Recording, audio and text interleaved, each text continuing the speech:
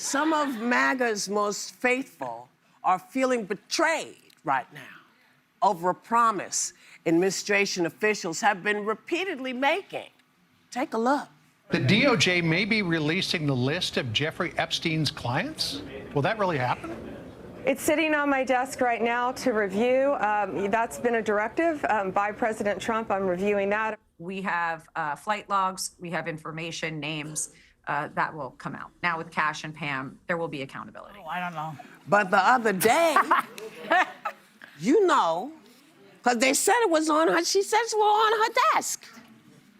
The other day, FBI and DOJ suddenly said, well, there is no client list. There's nothing sitting on anybody's desk. And this did not sit well with the folks at Fox News. Take a look. What happened to the Epstein client list that the Attorney General said she had on her desk? She was saying the entirety of all of the paperwork, all of the paper in relation to Jeffrey Epstein's crimes. That's what the Attorney General was referring to, and I'll let her speak for that. They promised an exhaustive review. That's what they did. For any further details, I would refer you to the Department of Justice.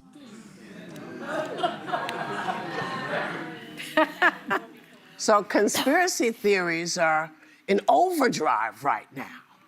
They're saying it's a cover-up. So is this just blowing people's minds? Is it eroding their trust in the government? Or do you think people are just like, yeah, whatever. I gotta find some way to feed my family?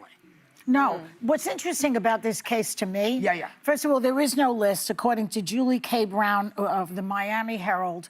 She wrote the book on the Epstein saga. Yeah, she says there beginning. is no list. Yeah. Okay, so there is no list. What's interesting to me is that this is the kind of thing, what's bothering his MAGA crowd is not the tariffs, which are going to raise prices on their food and all. It's not the possibility that you're going to lose Medicaid, so you're going to all have to take care of your mothers and fathers who have dementia or whatever's bothering them.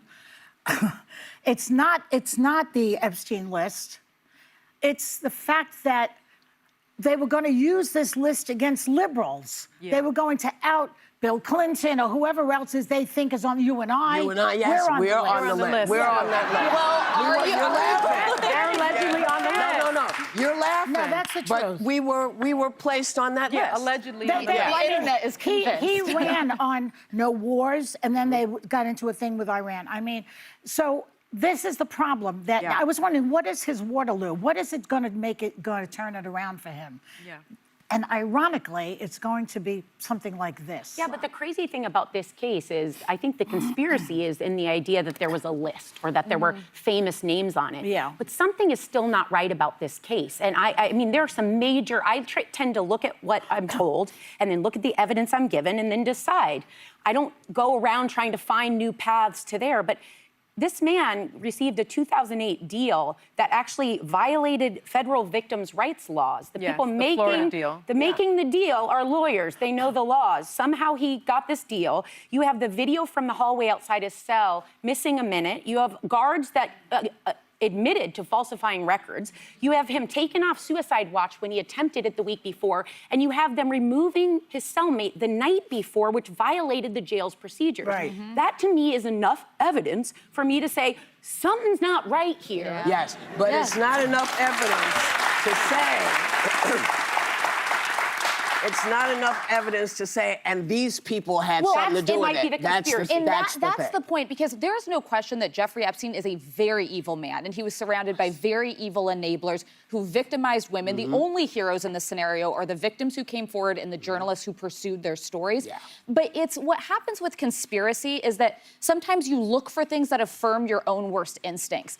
There are very bad people who will never get justice who are associated with them, but in all likelihood, it's probably not your favorite liberal to bash. It's probably not the random person on TV that you like to argue with. And it's not Joy and Whoopi on the list? It's not Joy and Whoopi. I was going to say, unfortunately. Fortunately, it's not Joy and Whoopi. And the thing that stands out to me is this, is when some of the people who are now in power in government were on the outside, they built big stature and big followings by swearing they were going to get to the bottom of this.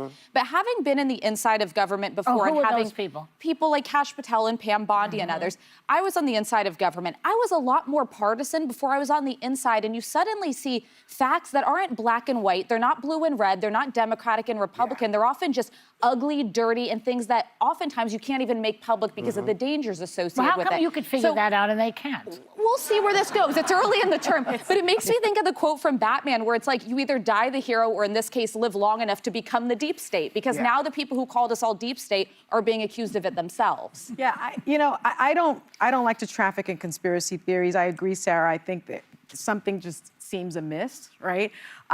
But to your initial question, will this erode the trust, society's trust in the U.S. government? I think that trust is gone already. That ship Quite has sailed. frankly, I think that ship has sailed.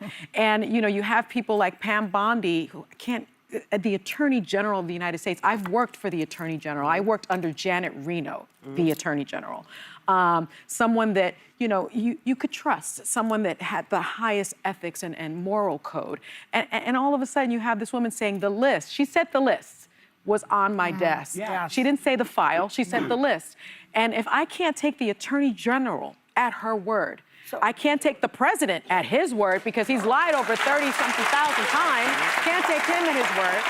Kash Patel was on Joe Rogan being interviewed, and when Joe Rogan asked about the list, he said, "Oh, that's not my lane." Dude, you're the head of the FBI. It's perfectly within your lane. You're driving the car. So I think it's terrible that you cannot trust the government. Can I ask you something? So she says, I have the list on my desk. On my desk. She knows she doesn't have the list because there is no list.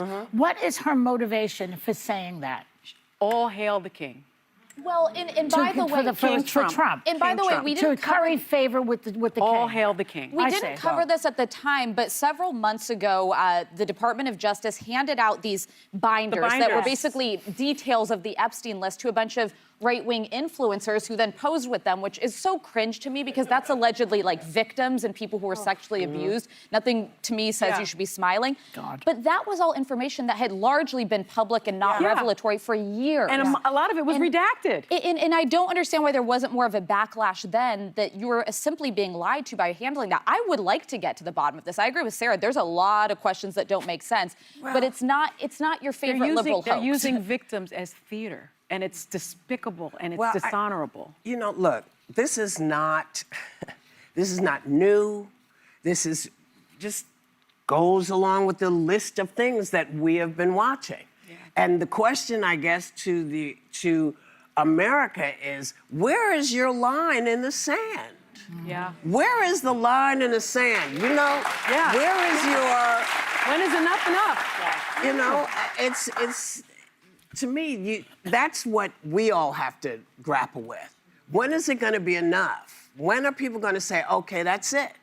Are the farmers, is it going to take the farmers getting up and saying, hey, your food is rotting here because we've gotten rid of everybody who wants to come here and do this and take care of their families because you don't want them. So is it going to be all the women who say, listen, I have all these growths and I can't find a doctor to go to because you've gotten rid of all of the hospitals I could have gone to. You've gotten rid of all the stuff. My kid can't get the education that I want this child to have. So where is the line in the sand? Yeah. When it happens to them, I guess. Yeah. Well, when it hits else. home is when you react, I guess. Well, I tell you, Joy, you sent that wonderful thing to me this morning, and it really explained a lot. We'll see if they'll put it up on the. It's a little love note between me and Whoopi. Yes. About how best to, function in all of this.